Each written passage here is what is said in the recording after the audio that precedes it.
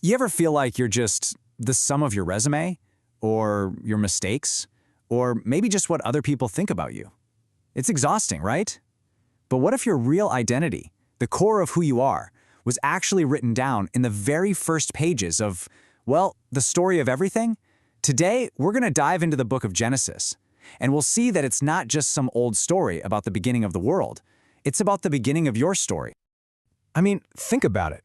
Who am I really? What am I even doing here? Where do I actually fit in? Those are the questions that pop up in the quiet moments, right? When the noise of the world finally fades out, it's so easy to just push them aside. But what if the answers we're looking for, what if they aren't out here in all the chaos of today, but way, way back in the silence of creation's first moments? See, this is the invitation of Genesis.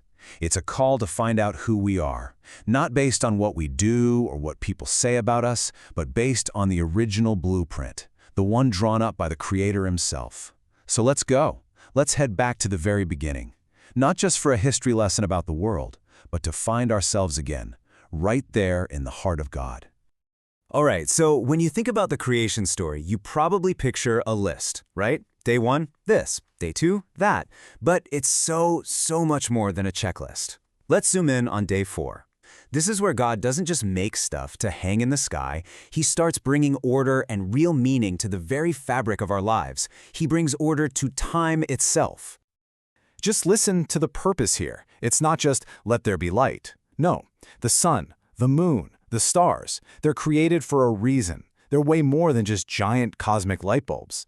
They're here to give a rhythm to our lives, a meaning to our days. They're meant to ground us in something so much bigger than our own anxieties. And this is where it gets really amazing. That word for seasons, in the original Hebrew, it's moedim. And that doesn't just mean, summer, fall, winter, spring. Throughout the rest of the Bible, that exact same word means appointed times. We're talking about sacred festivals, holy moments that are set apart just for God. Think about what that means. From the very start, God built the calendar not just for getting stuff done, but for connecting with Him, for relationship. I mean, doesn't that just feel like a breath of fresh air? In our world of constant burnout and, let's be honest, endless scrolling, Genesis is telling us that our Creator literally built rhythms of work, rest, and worship right into the universe. Your time was designed to be holy, not just hectic. You have to understand how radical this was. In the ancient world, everybody worshipped the sun and the moon. There were these powerful, sometimes scary gods. And then Genesis comes along and just says, nope, they're just lights. They're created things. They're servants of the one true God. So yeah, they can help you mark your calendar, but they have zero power over your destiny. Your life is in the hands of the one who made them. Okay, so this theme of God bringing goodness and order just keeps rolling as we hit day 5. He's just put time in its place, and now He just fills the world with this incredible explosion of life. And His motive? It's pure, 100% generosity. Now, listen close to these words. This is a huge moment. It's the very first time in the whole Bible that God speaks a blessing. He doesn't just make life, He blesses it. He commands it to thrive, to be fruitful, to fill everything up. This isn't some reluctant, okay, I guess you can exist. No, this is a joyful, generous command straight from the heart of a loving Creator. Life, at its core, is a good thing. So look, whenever you feel like your life is just this random, meaningless chain of events, please remember this. From the Bible's point of view, your existence is not some cosmic accident, it's a gift.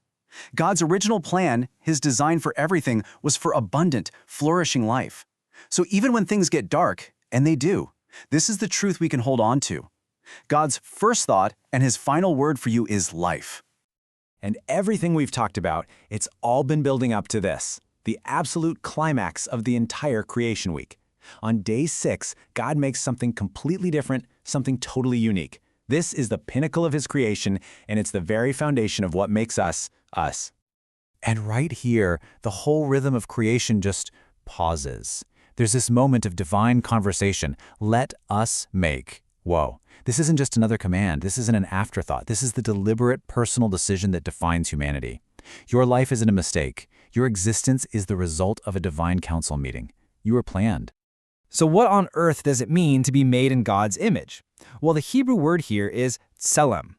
Now, back in the ancient world, when a king conquered a new land, he'd set up a statue of himself, an image, to say, I rule here, this is my territory. We are God's tselem. We are his royal representatives. We were made to show his wise and loving rule over all of creation. You aren't just a person, you are a walking, talking, breathing statue of the King of the universe. And it doesn't even stop there. The text adds a second word, dimut, which means likeness. It's like God is double underlining this point.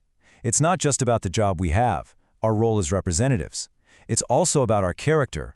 We are designed to actually be like him, to reflect his character, his love, his creativity, his justice, in everything we do.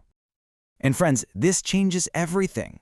It means your worth isn't something you earn, it's built in. It has nothing to do with your performance, what you look like, or how badly you've messed up. It means you have this incredible calling to show God's good and loving care to the world. And this is a gift given to men and women equally. No one gets more dignity than anyone else. And this part is so important. Yes, sin can vandalize this image in us, it can distort it, but it cannot destroy it. You are still God's masterpiece, even if the painting is damaged. But that beautiful truth also brings up a pretty painful question, doesn't it? If this image of God in us is damaged, can it ever be fixed? How? Well, thankfully, the story doesn't end in Genesis. In fact, the brokenness we all feel just points us forward. It creates this ache, this longing for the one who is the perfect image of God. See, the New Testament says that Jesus is the image of the invisible God. Just let that sink in for a second. The first humans were made in the image, and then they damaged it. But Jesus is the image, perfect, unbroken, complete. So he doesn't just show us a picture of what we were supposed to be, he is the one who actually restores that image in us when we trust him. So if you're listening to this and you just feel so far from God, if you feel like you've messed up way too much to ever go back, please hear me on this. Coming back to God is not about trying harder. It's not about cleaning up your act first. It's not some desperate climb to prove your worth. It's simply about turning back to the one who gave you his image in the first place, the one who loves you enough to restore it. It's about coming home. Okay, so where do we even start? How does this become real in our lives? How do we actually begin living out this truth of who we are? Well, the cool thing is, the very first chapter of the Bible kind of gives us a roadmap. Okay, first step, let's reject the other things that try to run our lives. The constant need for approval, the pressure to always be productive, whatever addiction has its hooks in you. Second, just receive this truth. Let it sink deep into your bones. Your identity is an image bearer of God. Third, just ask. Simply and honestly ask Jesus to start fixing what's broken in you. You don't need a fancy speech, just an honest heart. And finally, practice being a good steward. Just pick one thing, your time, your money, your words, and start managing it like it belongs to God as an act of worship.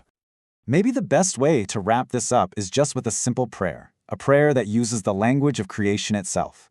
If this is what your heart is longing for, you can just make these words your own. He's listening. And my prayer for you is that you leave this time truly knowing who you are and whose you are.